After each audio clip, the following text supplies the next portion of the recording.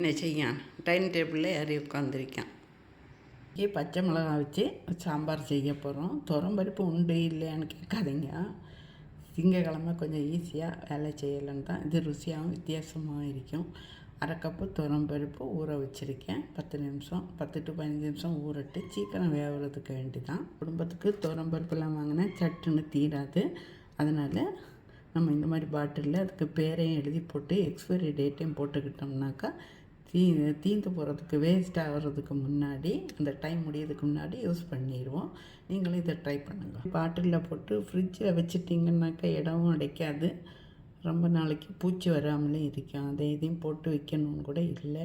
வெள்ளைப்பூண்டு அதில் உள்ள நட்டு எடுத்து போட்டாலே போதும்.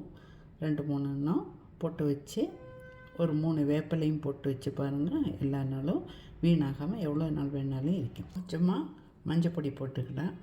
சீக்கிரம் வேகிறதுக்கு கொஞ்சமாக எண்ணெய், நான் ஆலிவ் ஆயில் ஊற்றிட்டோமா. வேகிறதுக்கு தேவையான அளவு தண்ணி வேகட்டு. மிளகாவும் காம்பை கிள்ளி எடுத்துகிட்டு இதே மாதிரி ஒரு டப்பாவில் போட்டு ஃப்ரிட்ஜில் மூடி வச்சிட்டிங்கன்னா 1 மாதம் ஆனாலும் கெட்டு போகாமல் இருக்கும், வீணாகாமல் இருக்கும். இப்போ நம்ம ஒரு மசாலா ரெடி பண்ணணும். இதுக்கு க்ரீன் பேஸ்ட்டு, அதுக்கு கருவேப்பிலை 3 கொத்து எடுத்துருக்கேன். இது நாடன் கருவேப்பிலை. ஒரு கைப்பிடி தாராளமாகவே மல்லி இலை, 3 பச்சை மிளகா உங்கள் காரத்துக்கு ஏற்ற மாதிரி, அரை டீஸ்பூன் ஜீரகம், 1/4 கப்பு தேங்காய். இதுதான் இந்த சாம்பார் மசாலா. நம்ம வேறு எந்த பொடியுமே சேர்க்க போகிறதில்ல. இதை கரகரப்பாக அரைச்சிட்டு வரணும். இந்த மாதிரி அரைச்சிட்டு வரணும். அப்புறம் நல்லா பருப்பு வெந்தாச்சு. லேசாக மசிச்சிருவோம்.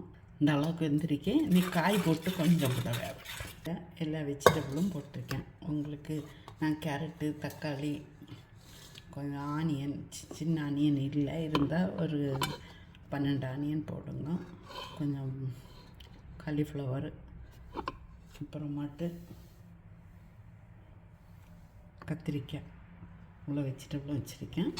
எல்லாத்தையும் அதில் போட்டு கொடுக்க போகிறேன்.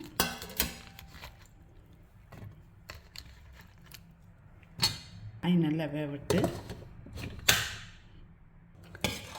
காயெல்லாம் நல்லா வெந்தாச்சு. ஒரு விசில் போடலை, விசில் வரும்போது எடுத்துட்டேன். வச்சுருக்கேன். பேஸ்ட்டை போடுவோம்.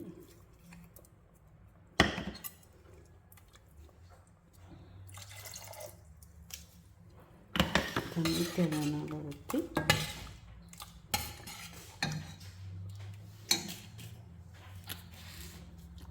காயப்பொடி, உப்பு, 2 கொதிக்கட்டு.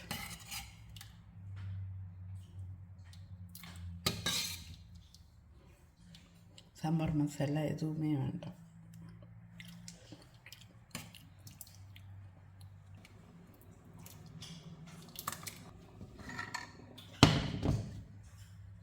கடுகு போடலாம். வெளியில் திரைக்காமல் இருக்க ஒரு பிஞ்சு உப்பு, 1 டீஸ்பூன் காஞ்ச மிளகா,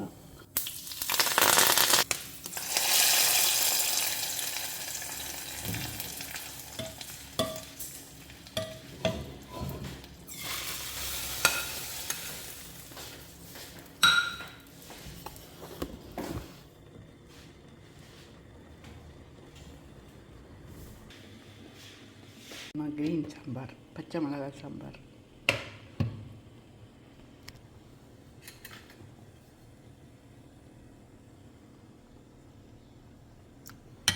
எல்லா காயும் இருக்குது.